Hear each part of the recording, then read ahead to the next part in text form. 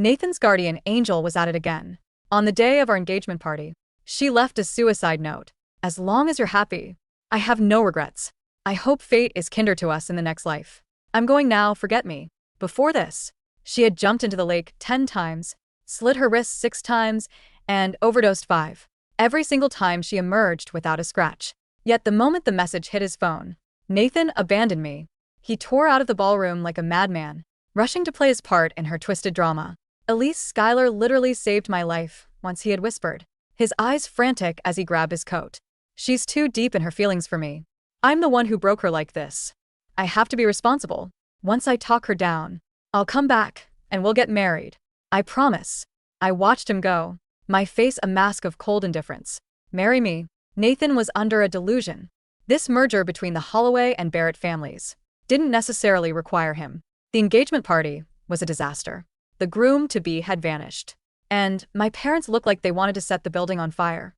Nathan's parents were spiraling, forcing awkward smiles and stammering apologies to the guests.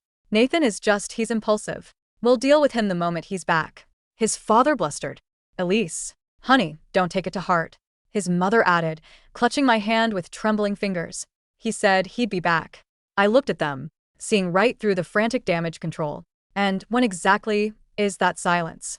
They both dropped their gazes, unable to look me in the eye.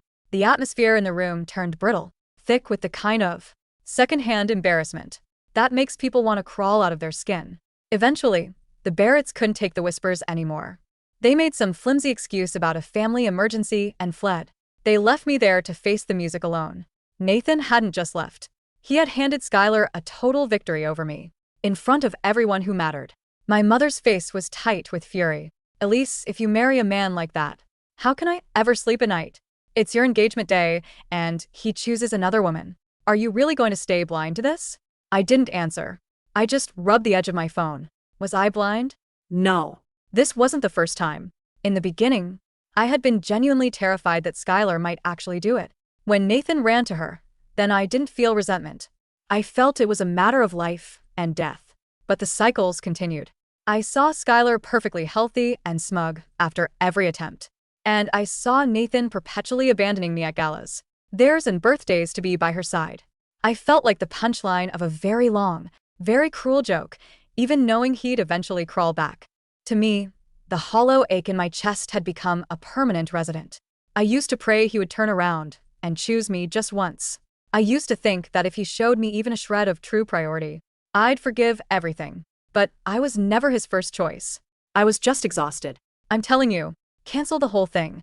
My father grumbled in my ear. The Barretts aren't the only family in this city. At least they think about the Westbrook merger again.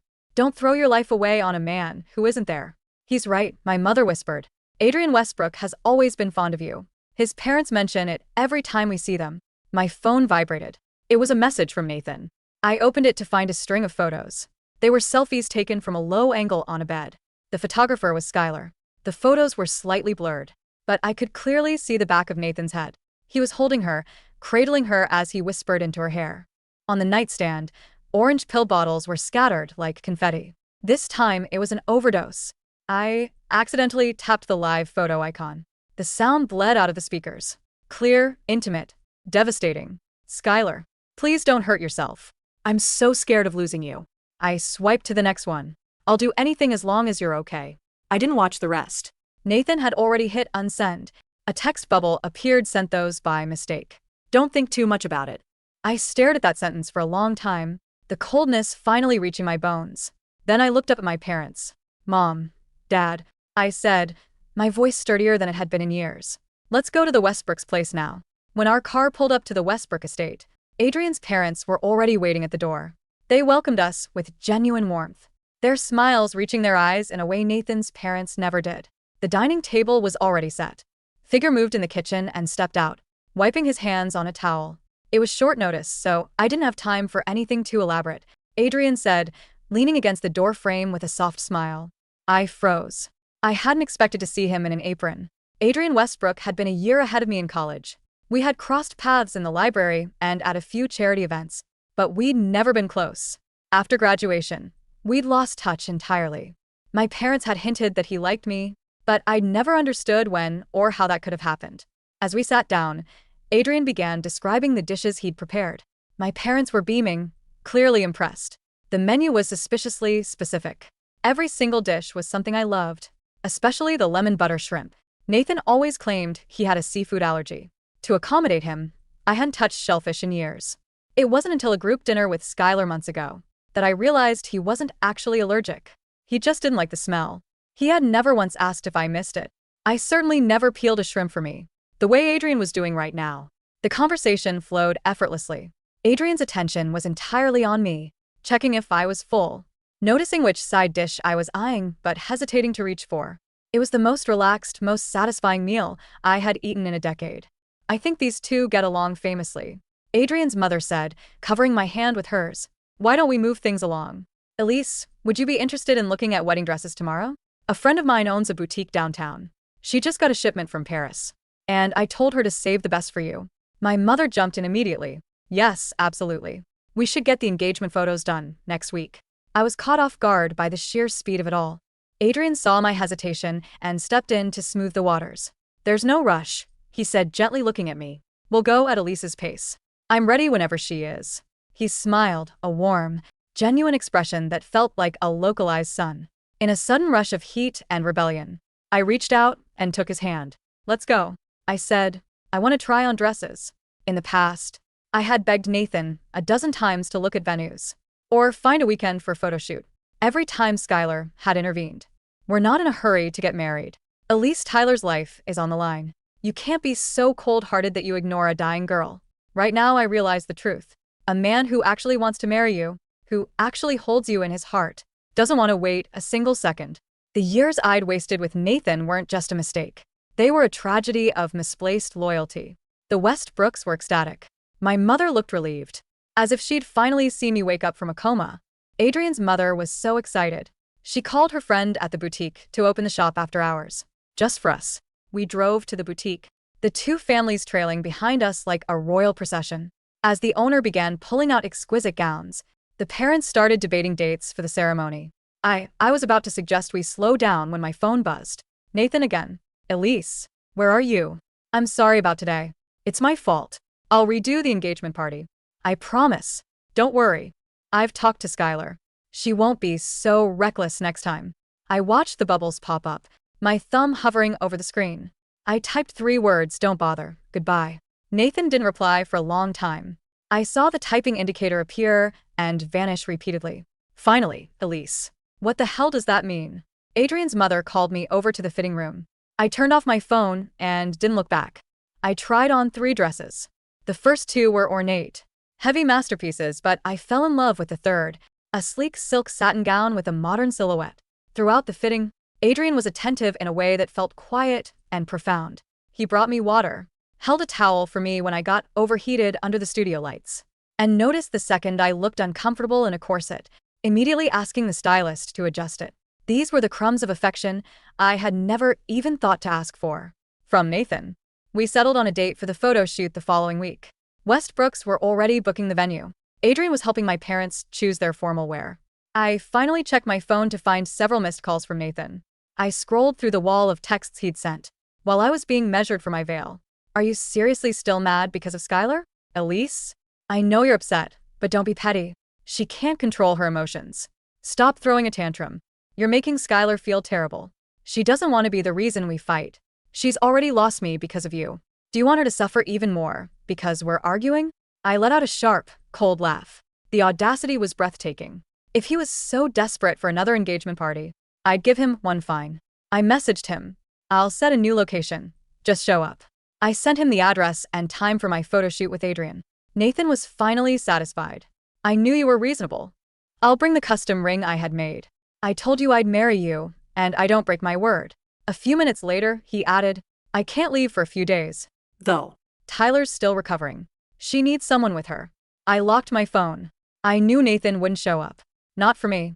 The day of the photo shoot arrived. 5 minutes before we were scheduled to start. Nathan's last text was from 15 minutes prior.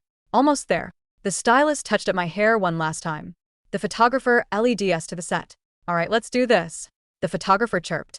Groom, get closer to the bride. Let's see some intimacy. Adrian looked at me, a silent question in his eyes. He cautiously wrapped his arm around my waist, pulling me back against his chest. I smiled, leaning naturally into him, feeling the steady, rapid thrum of his heart. His ears turned bright red. The photographer started clicking away. Yes, that's the spark. We shot for 2 hours. We ended with a massive group photo with both our families, everyone laughing and clinking champagne glasses. I finally stepped out of the dress and wiped off the heavy makeup, feeling a strange sense of completion. Still, no Nathan. No calls, no texts. He had missed his chance to see the truth. That evening, as our family sat down for a celebratory dinner, Nathan's name finally popped up. Sorry, Elise. Something came up. I got delayed. I typed back with a blank expression. Did Skyler try to kill herself again? There was a long pause. He was probably busy. Don't blame her. It was a car accident. This time it's really serious. I didn't bother responding. My family was already debating wedding dates. Adrian kept glancing at me, worried the pace was too fast, his hand hovering near mine as if he wanted to offer an out. I gave him a reassuring look, squeezing his fingers. I didn't want to wait. I wanted to be settled. I wanted to be home. They set the date for 10 days later. I checked the calendar. It was the exact same date Nathan and I had originally discussed months ago. He was still playing nursemaid to Skyler, completely oblivious to the fact that my heart had moved on to a different house. He told me to wait for him. He told me he'd marry me. I had spent my whole life waiting. Now, the clock had run out. After dinner, I took a car back to my apartment. 2 figures were silhouetted against the streetlights. Near my entrance, Nathan saw me, and his eyes lit up. Elise, thank God. We've been waiting for hours. He was propping Skyler up. She was leaning heavily on him, looking pale and fragile. Skyler knew she messed things up for us again, Nathan said, his voice thick with that familiar nauseating pity. She insisted on coming here to apologize to you. Look at her. She can barely stand, and she's still being this thoughtful. I looked down at their hands. They were interlaced on both their ring fingers. I saw identical bands. I recognized the design instantly. It was the custom ring Nathan had promised me. I hadn't even seen it yet, but it was already on her finger. Nathan noticed my gaze and pulled his hand back slightly. Skyler thought the design was interesting. I just let her try it on. I let out a soft, jagged laugh. The size fits her perfectly. I see you really are a match made in heaven. Nathan winced. Don't be like that. You know you're the one I'm marrying. Skyler bit her lip, looking like a kicked puppy. Elise, I know you hate me, but Nathan is innocent. I just want you both to be happy. I'll even be there on your wedding day to cheer you on. She looked like she was about to cry, as if I were the villain stealing her soulmate. Nathan stepped in front of her protectively. Elise, don't bully her. We're going to be family. I need you to be the bigger person here. I nodded slowly, pulled out my phone, and sent Nathan a pin location for a hotel ballroom. The wedding is in 10 days. There's the address. Nathan froze, shocked by my sudden generosity. A look of pure relief washed over his face. Elise, I knew you'd understand. I'll be there. I'll be on time. I have to take Skyler back for her meds now, he added, already turning away. I'll call you later. Skyler shot me a tiny, triumphant smirk over her shoulder as they walked away. I didn't care. I had work to do. The next 10 days were a whirlwind. It was a tight schedule, but the Westbrooks were a force of nature. Adrian took me to pick out a diamond that made the Barrett ring look like a toy. We signed the marriage license. We moved in silence and efficiency. Then the wedding day arrived. The hotel entrance was flanked by massive posters of our engagement. Shoot, Adrian and me looking like a dream. Guests were filing into the ballroom. The ceremony began. Adrian and I were standing at the altar, about to exchange rings, when the doors at the back of the hall were flung open. The double oak doors of the grand ballroom swung open with a heavy, reverberating thud that cut straight through the string quartet's gentle prelude. The muffled chatter of 200 esteemed guests died instantly. Heads turned, in unison toward the foyer. There stood Nathan. He was breathing heavily, his tie slightly askew, his hair tossed as if he had run up 3 flights of stairs. His coat was dusted with light rain. Beside him, leaning heavily against his waist like a wilted flower, was Skyler. She wore a pale gray dress, artfully chosen to make her skin look translucent and bruised, with a white gauze bandage wrapped prominently around her wrist. Nathan scanned the hall, a righteous, exhausted grimace on his face. He took 3 long strides into the center aisle, raising his voice so it echoed against the vaulted crystal chandeliers. Elise, I made it, Nathan called out, his tone carrying a sickening blend of heroic self-sacrifice and condescending indulgence. The traffic from the clinic was hell, but I promised you I'd come. Skylar's vitals stabilized an hour ago, so I brought her along to show you there's no bad blood. He froze. The words died in his throat like dry ash.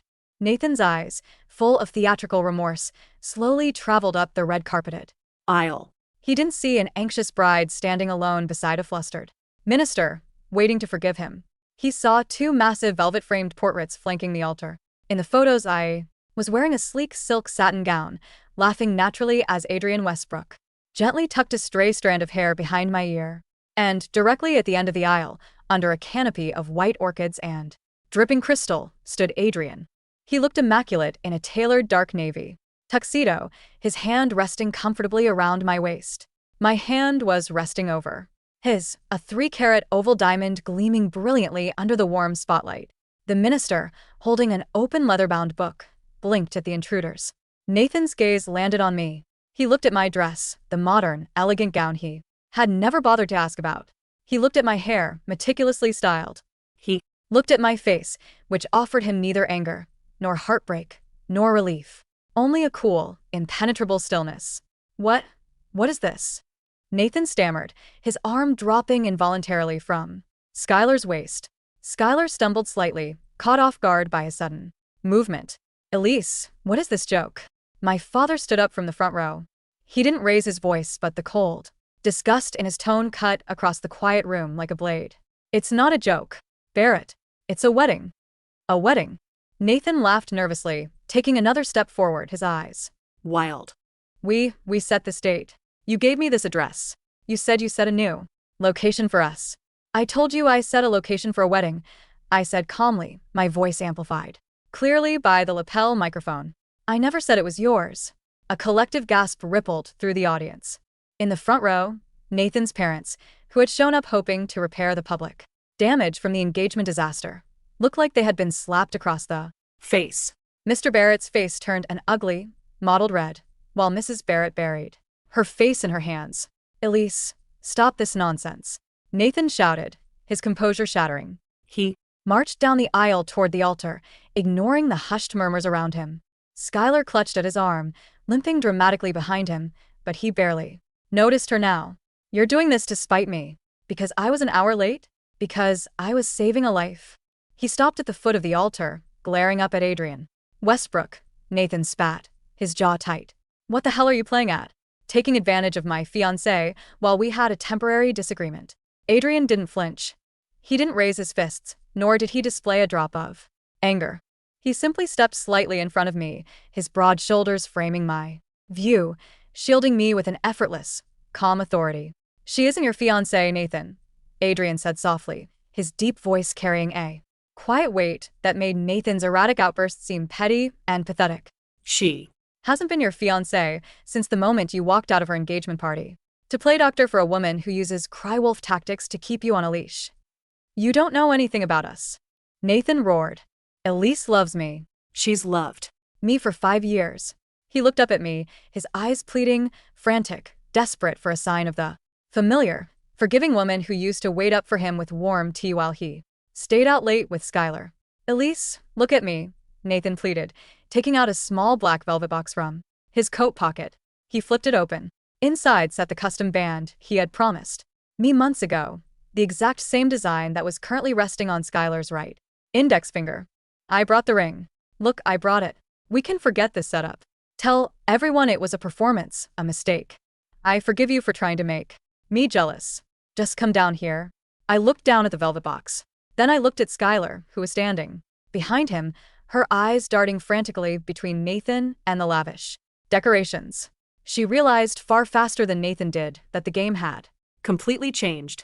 The rich, influential Holloway family was slipping out of Nathan's hands, and with them, the endless pool of money and status Skylar bled him for. Nathan, I said gently, almost pityingly, look at Skylar's hand. Nathan blinked, confused. What? Look at her right hand. Nathan turned his head. Skylar tried to tuck her fingers into her dress pocket, but it was too late. Everyone near the front rows saw it, the duplicate custom ring shining on her finger. You gave her my design, I said softly. You let her wear the promise you made. To me. You let her walk into my space, insult my dignity, and sabotage my life. All under the guise of your misplaced guilt. It was just a ring. She wanted to hold it. Nathan stammered, his face turning pale. Elise, that doesn't mean anything. It means everything, I replied. It means you never respected me. You thought I would always be waiting in your shadow, picking up the pieces every time you ran off to play hero. I turned to Adrian, offering him a small, genuine smile. Adrian looked down at me, his dark eyes softening instantly, filled with a warmth that made my chest feel lighter than it had in years. I signed our marriage license 2 hours ago in the bridal suite, Nathan. I said, turning back to him one last time. Adrian is my legal husband. This isn't a show. It's my life moving forward. And you are no longer in it. No, no. Nathan took a frantic step up the altar stairs. You can't do this. Holloway, Barrett, the business merger. The merger is dead. My father's voice boomed from behind him. Arthur Holloway stood up, buttoning his suit jacket with cold precision. As of 8 o'clock this morning, the Holloway Group has liquidated all co-investments with Barrett Entity. And by tomorrow morning, the Westbrook-Holloway joint venture will be announced publicly. Nathan stood frozen, as if struck by lightning. His father, Mr. Barrett, finally snapped. He rushed up the aisle, grabbed Nathan by the collar, and swung him around. You stupid, arrogant fool, Mr. Barrett screamed, his voice cracking with rage. In front of the entire high society crowd. You ruined us. You threw away our family's future for her. He pointed a trembling, furious finger at Skyler.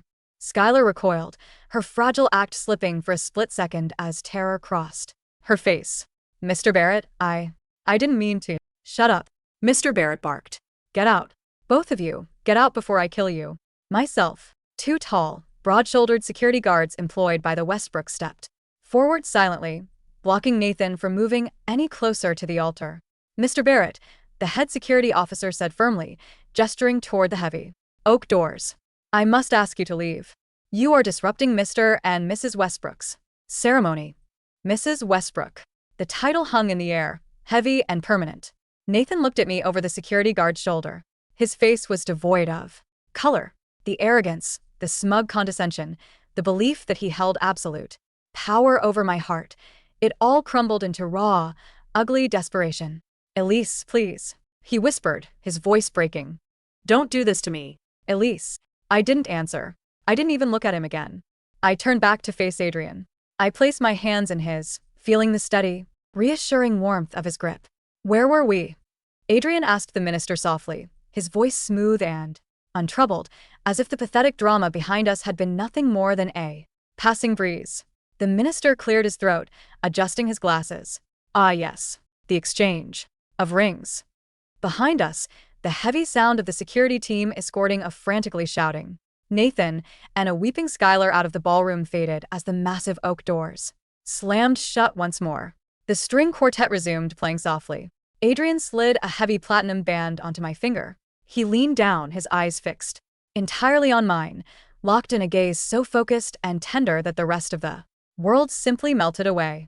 I, Adrian Westbrook, take you, Elise Holloway, to be my wedded wife, he murmured, his thumb gently brushing against the back of my hand. To love, to honor, to protect, and to put above all others from this day forward. A soft, genuine laugh escaped my lips, a sound I hadn't heard from myself in 5 years. And I, Elise Holloway, take you, Adrian Westbrook? I said, my voice strong, clear and utterly sure. When he leaned in to kiss me, his lips were warm and soft against mine. There was no hesitation, no lingering doubt, no shadow of another woman standing between us. For the first time in my life, I was someone's absolute, unwavering first choice. The wedding reception was an indisputable triumph. While the story of Nathan Barrett's dramatic expulsion circulated through the room in hushed, amused whispers, the atmosphere among the guests remained celebratory.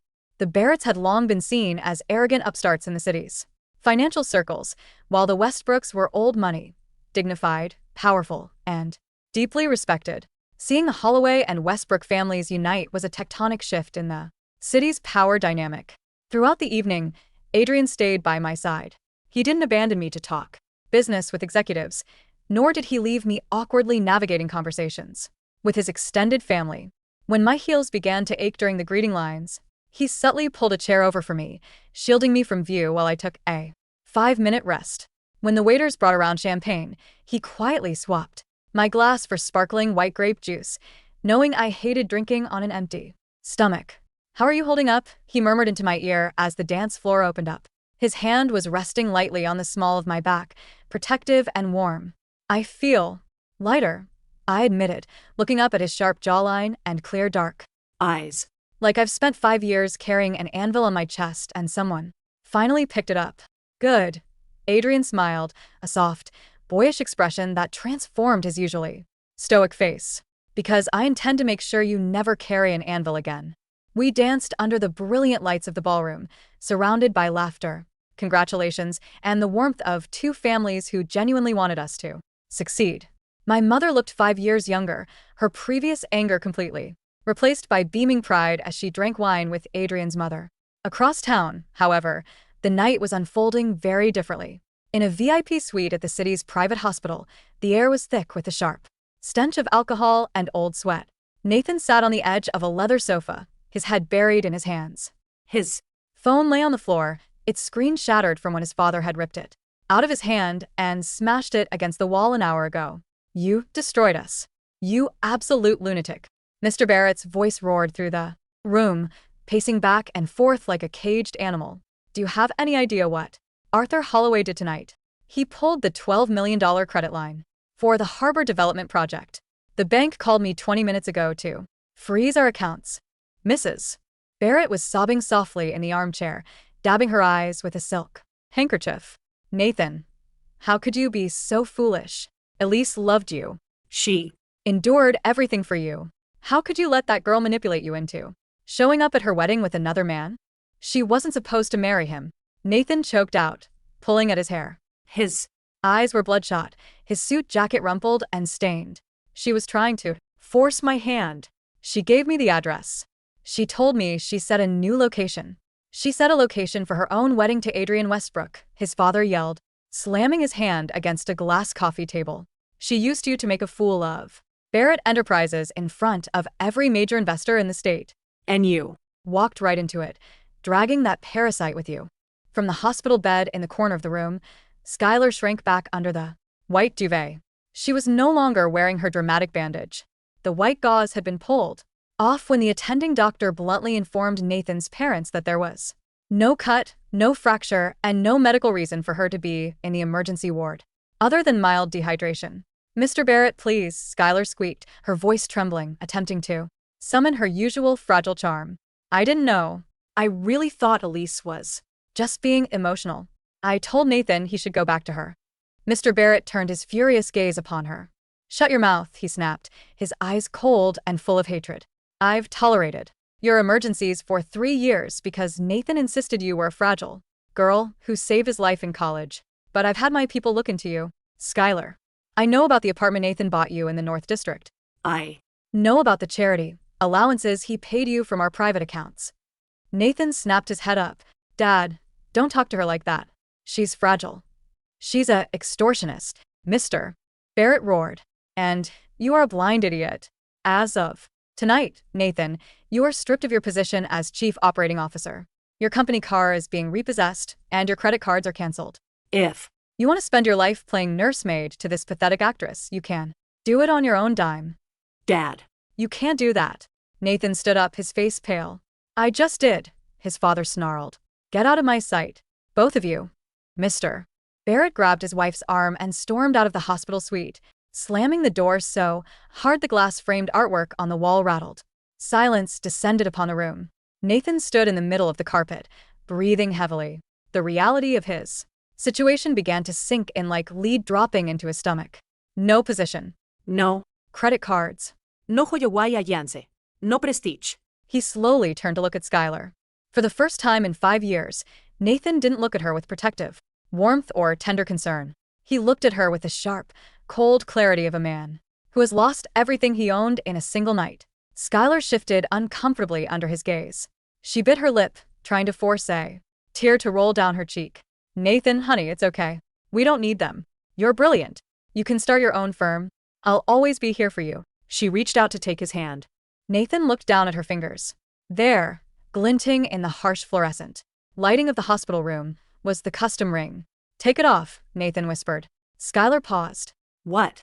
Take the ring off, Skyler, Nathan said, his voice dropping into a terrifyingly quiet register. Nathan. I just like the design, I said take it the hell off. Nathan screamed, lunging forward and grabbing her hand. He yanked the platinum ring off her finger so hard that Skyler shrieked in pain. He stared at the small piece of polished metal in his palm. It was supposed to be on Elise's finger. It was supposed to tie the Holloway Empire to his name, forever. It was supposed to secure his future as one of the most powerful men in the city. Instead, he was standing in a sterile hospital room, holding a stolen ring, stripped of his wealth, his position, and the only woman who had ever truly cared for him without asking for anything in return. He collapsed into the chair beside the bed, clutching the ring tightly in his fist and began to sob. While Nathan's world fell apart in the sterile halls of a private hospital, my world was quiet, warm, and sweet. Adrian's private estate was located on a quiet hillside overlooking the city. Bay. It was a stunning piece of modern architecture, floor-to-ceiling glass, windows, dark wood accents, and sprawling gardens that felt miles away from the noise and intrigue of high society. The driver pulled up to the main entrance around midnight. Adrian stepped out first, offering his hand to help me out of the vehicle. My heavy wedding dress swished against the stone floor, and as I took a step toward the front doors, my high heel caught on a paving crease. Before I could stumble, Adrian's arm slid around my waist, hoisting me up effortlessly. Whoa, he murmured with a soft chuckle, keeping his arm firmly around me until I regained my footing. Careful. I'd just legally acquired a wife. I'd prefer not to break her on night one. I laughed, resting my hands against his broad chest. My feet are entirely numb. I think I've been wearing these shoes for 10 straight hours. Without saying another word, Adrian bent down, slipped his hands beneath my knees and back, and lifted me up into his arms. Adrian, I gasped, reflexively wrapping my arms around his neck. You don't have to carry me. It's tradition, isn't it? He said, looking down at me with a lazy, intoxicating grin as he walked through the grand front doors, carrying the bride over the threshold. The interior of the house was warm, lit by soft recessed lights. The scent of fresh lavender and cedar filled the air.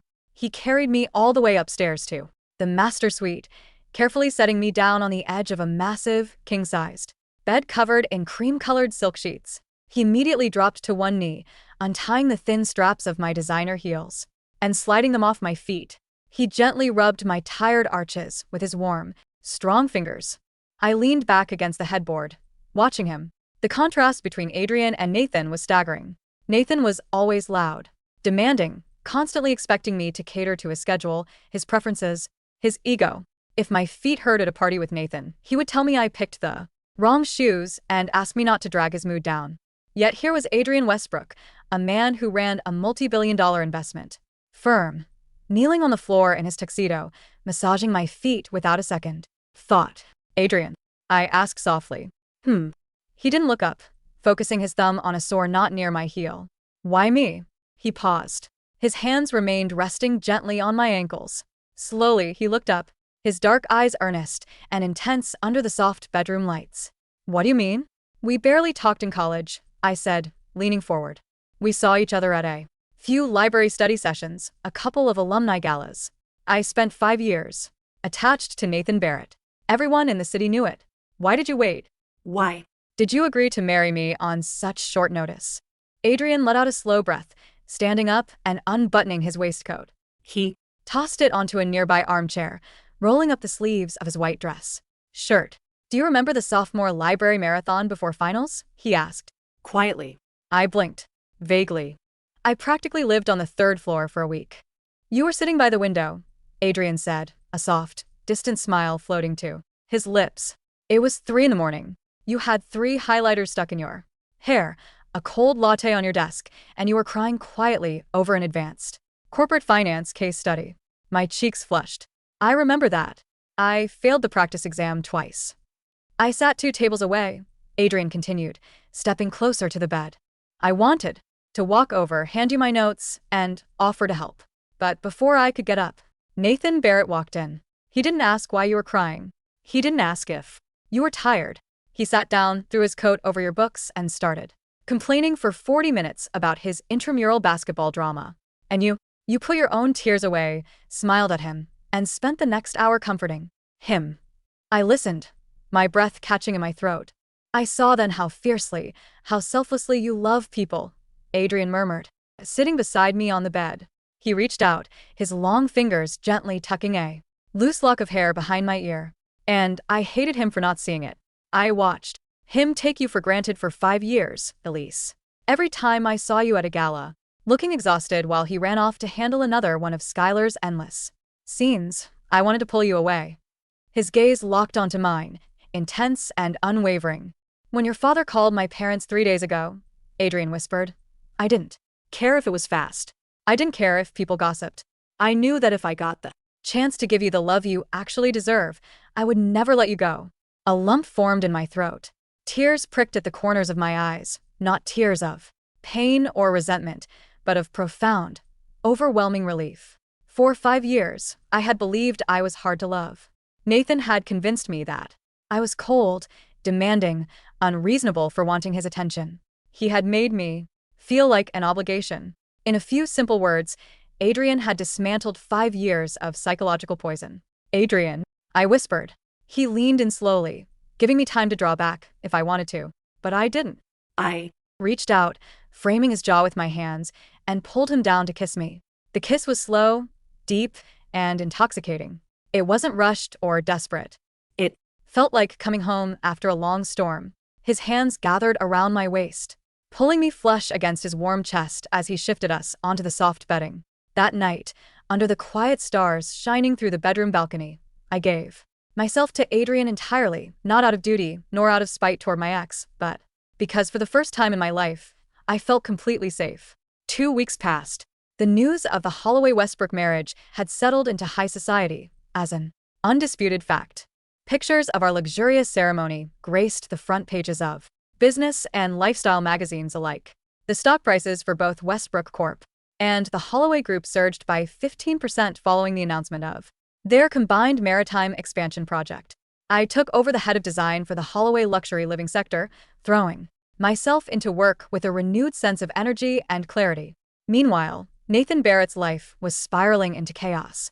Without the financial backing of the Holloway family, Barrett Enterprises was struggling to maintain liquidity.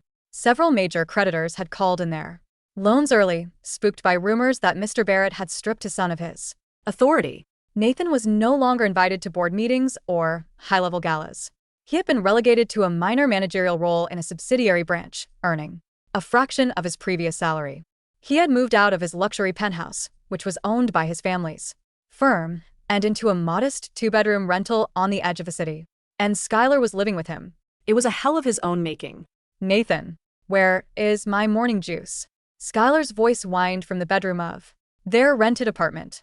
Nathan stood in the cramped kitchen, staring at a small coffee maker that was leaking water onto the laminate countertop.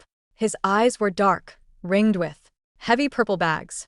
He hadn't slept more than 4 hours a night since the wedding. Make it yourself, Skyler. Nathan snapped tiredly, pouring burnt coffee into a mug. I have to be at the sub-office in 20 minutes. Skyler emerged from the bedroom, wearing a silk robe that Nathan had bought her 6 months ago on his company card. She looked irritated, her delicate, victim-like demeanor slipping. You don't have to be rude, she pouted, crossing her arms. I'm sick, not done. The doctor said my heart rhythm is still unstable from the stress of everything that happened. Nathan turned around slowly, holding his coffee mug. He looked at her with a dead, weary expression. The doctor said you had mild indigestion, Skyler, Nathan said coldly. I saw the medical report. You don't have a heart condition. You never had a heart condition. Skyler's eyes flickered with a sudden, sharp panic, but she quickly covered it with tears. How can you say that? Are you calling me a liar? After everything I've suffered? I gave up my career for you. When you fell into that lake when we were 18, who pulled you out? Who nearly drowned saving your life? Nathan paused. That was the foundation of everything. When they were 18 during a summer trip to the mountains, Nathan had slipped off a slippery rock face into a freezing, fast-moving river. He had nearly drowned before being dragged ashore. When he woke up in the hospital, Skyler was sitting by his bed, her clothes soaked, weeping, telling him she had dived in to pull him out. From that day on, Nathan had felt bound to her by an eternal debt of blood and gratitude. "I know what you did then, Skyler," Nathan said, his voice dropping. "And I've paid for it. I gave you an allowance. I bought you an apartment. I ruined my engagement to Elise for you. I lost my family's company for you. You didn't do it for me. You did it because you promised." Skyler yelled, her voice losing its breathy, fragile sweetness entirely.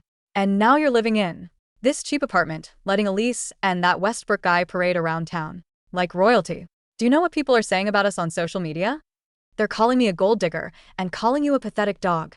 "Enough." Nathan slammed his mug onto the counter, coffee splashing over his fingers. "Just shut up, Skyler." He grabbed his coat and briefcase, slamming the door behind him as he stormed out into the rainy morning. He drove his modest sedan, a far cry from his previous sports car, toward the financial district. His mind was tormented by visions of Elise. He saw her face on the digital billboard near the harbor, standing beside Adrian Westbrook at a charity ribbon-cutting ceremony. She looked radiant, confident, breathtaking. He had believed she was playing a game. He had believed that if he waited a few weeks, she would miss him, regret her impulsive marriage, and come crying back to his side.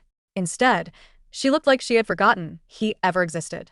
Nathan pulled his car over near the Holloway Group headquarters. He couldn't take it anymore. He needed to see her. He needed to hear her voice, to make her look him in the eye and admit that she was doing all of this just to hurt him. He parked in the underground garage, using his old security pass, which, shockingly, hadn't been revoked yet, to take the private executive elevator up to the 12th floor. When the door slid open, he stepped out into the quiet, carpeted hallway leading to Elise's new office suite. He stopped outside the glass doors. Through the clear panel, he saw Elise sitting at a sprawling mahogany desk, looking over blueprint designs. Standing behind her was Adrian. Adrian was leaning down, pointing at a detail on the paper. Elise said something, turning her head up toward him, and both of them burst into warm, natural laughter. Adrian leaned down and kissed the crown of her head with a familiar, effortless affection that made Nathan's chest violently tighten. Nathan felt a surge of white-hot jealousy and rage.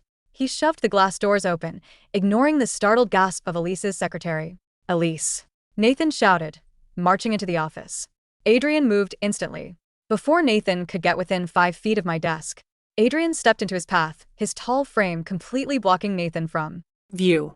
"You're trespassing, Barrett," Adrian said, his voice dropping an octave, cold and dangerous. "Get out of my way, Westbrook." Nathan sneered, his eyes wild as he tried to look past Adrian's shoulder. "Elise, I know you're listening. We need to talk. Right now." I slowly stood up from behind my desk. I looked at Nathan, taking in his unpolished shoes, his slightly stained collar, and the desperate, unhinged look in his eyes. 2 weeks ago, this man's disapproval would have sent me into a spiral of anxiety. Today, looking at him felt like looking at a stranger who had boarded the wrong train. "Adrian, it's fine," I said softly, stepping around the desk. "Let him speak. Secretary, please close the doors and give us 5 minutes." The secretary quickly bowed her head and pulled the frosted glass door shut. Behind her, Nathan straightened his lapel, trying desperately to summon his old, arrogant composure. "Elise, finally. You're letting this guy keep you locked away in an ivory tower. Look at you, playing house with a Westbrook." "I am living my life, Nathan," I said, leaning against the edge of my desk, resting my hands comfortably in my lap. "Which is more than I can say for you. Why are you here?" "I'm here because this farce has gone far enough." Nathan took a step forward, his voice cracking with emotion. "I know you're angry with me. I know I hurt you. On the day of the engagement party, I admit it. I was wrong to leave you alone. At the ballroom, I should have brought Skyler to a clinic and come straight back."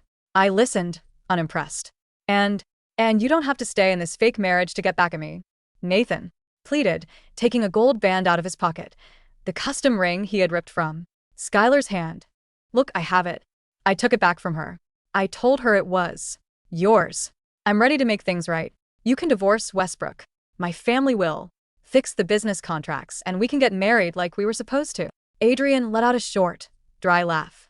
You truly are unbelievable, Barrett. Shut up. I'm not talking to you. Nathan shouted at Adrian before turning back to me with frantic, wide eyes. Elise, please. Look at me. We spent 5 years together. You can't honestly tell me you love him after 2 weeks.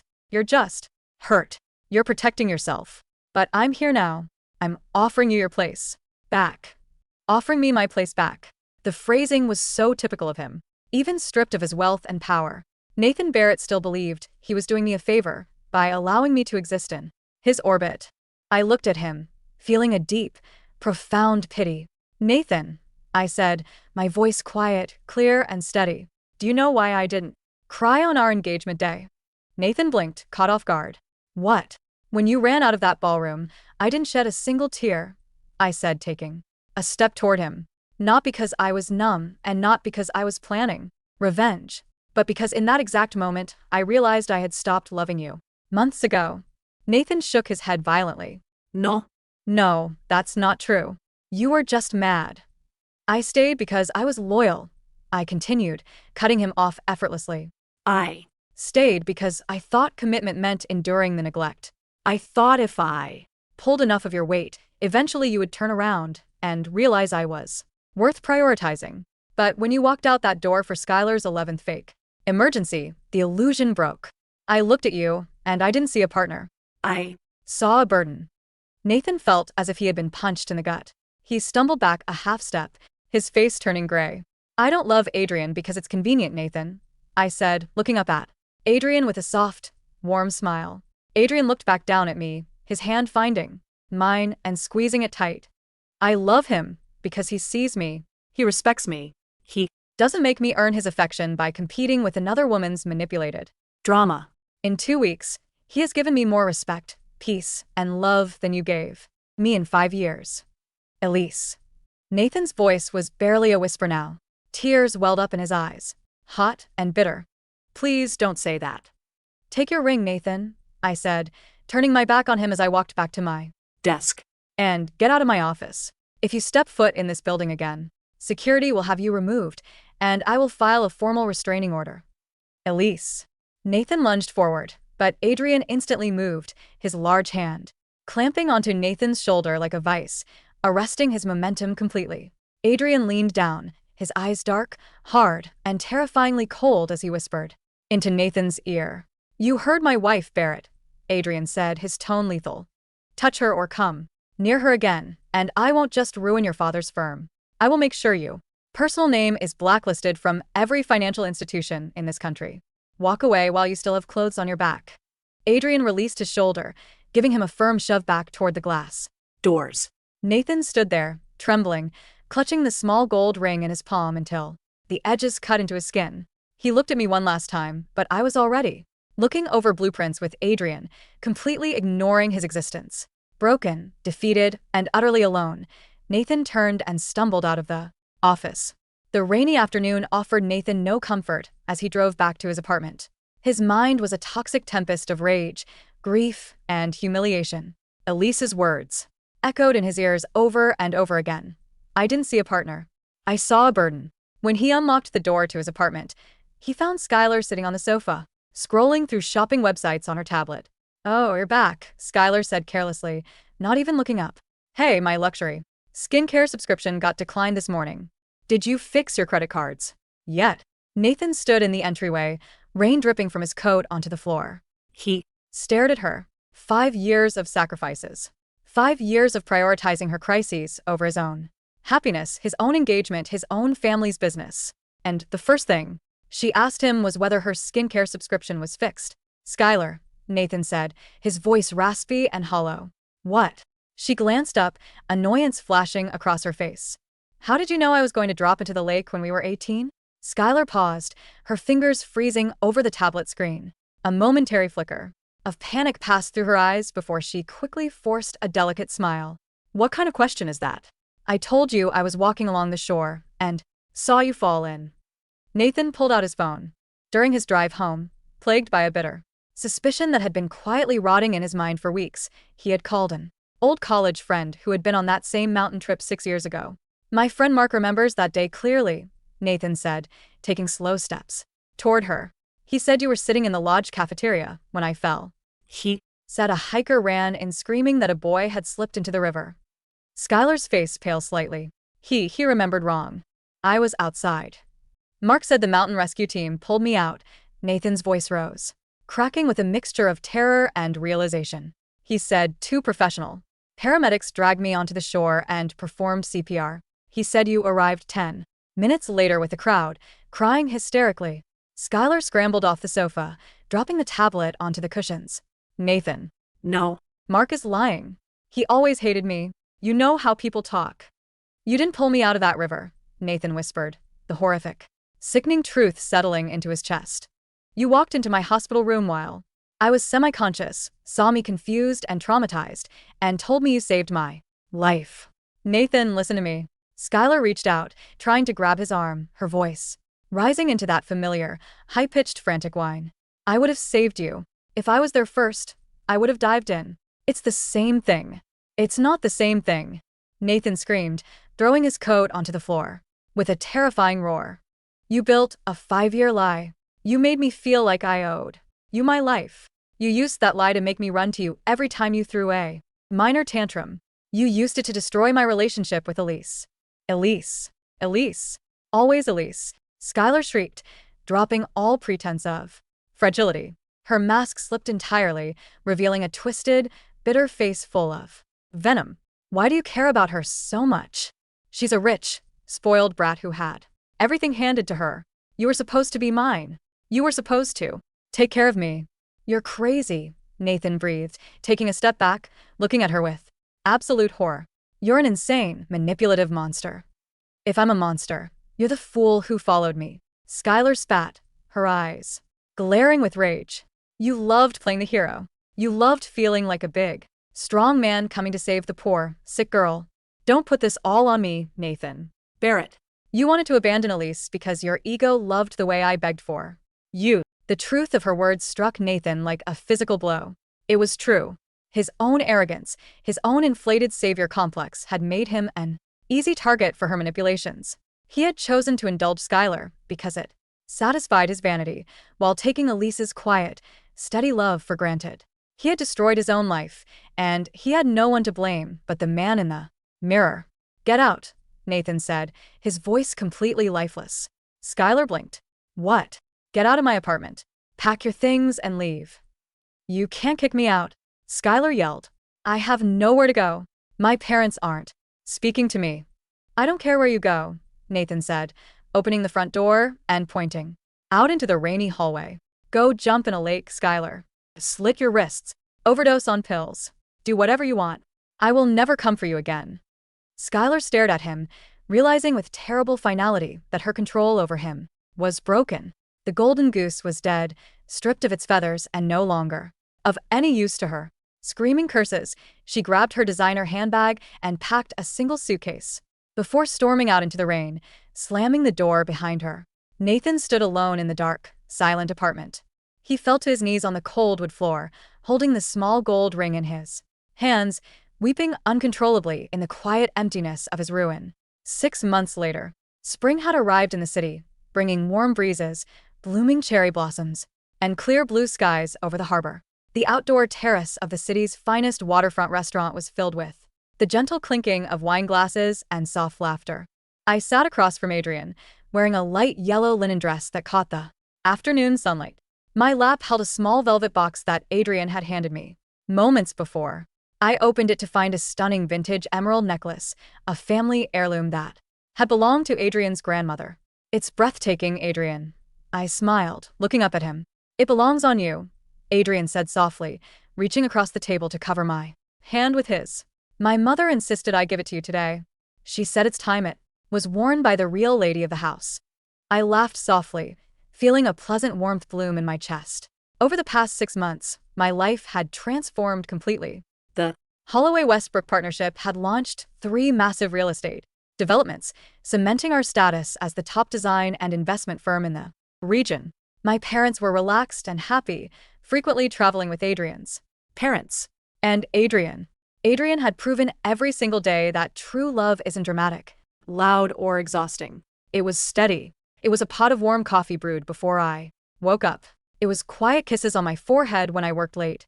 It was the Absolute security of knowing that no matter what happened, I was his priority. How are you feeling?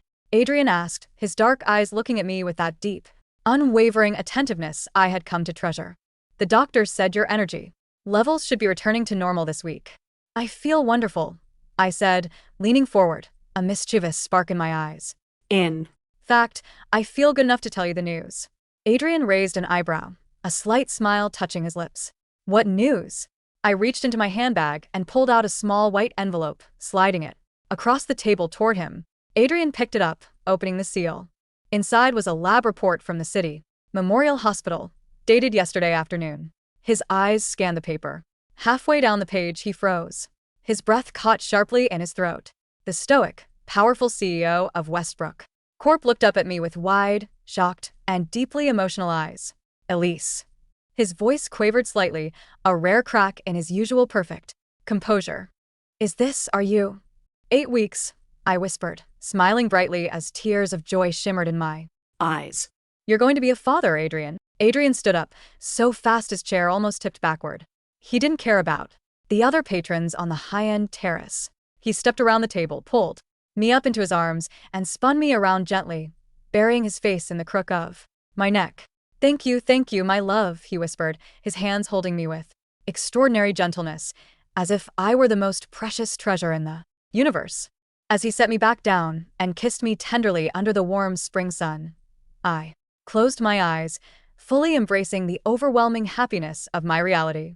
Far away, near the commercial shipping docks on the industrial edge of the city, a man in a faded corporate uniform was pushing a cart of heavy inventory boxes into a damp warehouse. Nathan Barrett stopped to wipe the sweat from his forehead. His hands were calloused, his skin weathered, his hair unkempt. After his father stripped him of his inheritance and Barrett Enterprises went into restructuring, Nathan had been forced to take an entry-level logistics job just to pay rent on his cramped studio apartment. He sat down on a wooden crate to take a 5-minute break, pulling his battered phone from his pocket. An online news alert popped up on his screen. Headline: Westbrook Corp announces heir, Elise Holloway Westbrook expecting first child with CEO Adrian Westbrook. Asterisk. Below the headline was a crystal-clear photograph of the two of us from that afternoon. Adrian was holding my waist, looking down at me with pure adoration, while I beamed up at him, radiant, healthy, and deeply loved. Nathan stared at the photo for a long time. He remembered the days when I used to wait for him at home with warm food. He remembered the way I used to look up at him, hoping for just a fraction of the affection he now saw Adrian giving me freely. He remembered how he had thrown it all away for a manipulative lie, chasing a fake tragedy while discarding the genuine treasure standing right beside him. A heavy, suffocating pain filled his chest, a permanent ache that no longer went away. A loud horn blared across the warehouse as a delivery truck pulled in. Hey, Barrett, the warehouse supervisor barked from the loading dock. Stop staring at your phone and get back to work. Those crates aren't going to move themselves. Nathan slowly clicked his phone screen off, slipping it back into his pocket.